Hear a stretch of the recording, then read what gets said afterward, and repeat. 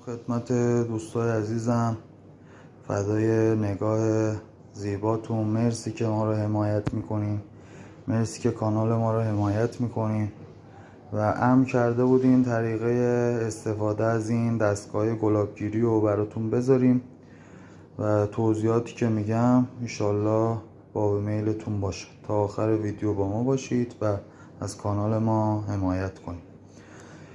دیگ و کندنسور با رابط شیلنگ سیلیکونی به هم دیگه وصل میشه با فاصله 1 متر. ترجیحاً کندنسور بالاتر از دیگ قرار میگیره.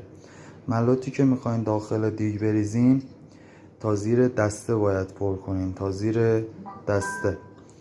و اولین قطره ای که از کندنسور میاد پایین باید دماسنجتون بین 60 تا 80 تنظیم بشه که بهترین دما برای تختیره. و موقعی که عرق نهاییتون داره میریزه،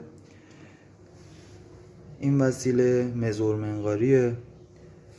قیفی که شما میذارین داخل مزور منقاری، پایین ترین سطحشو پنبه، روی پنبه زغال اکتیو فعال، روی زغال یه لایه کمتر پنبه. کار تصفیه رو براتون انجام میده.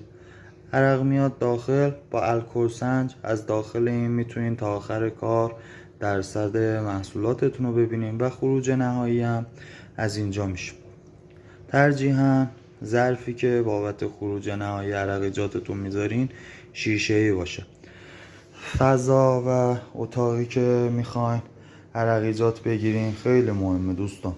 شیلنگ اگه 1-2 بار استفاده کردین حتما شیلنگ رابط رو عوض کنین، تو طعم محصولاتتون تاثیر میذاره. و جای بسته باشه، جایی که تهویه نداشته باشه باعث میشه عرقیجاتتون کدر باشه.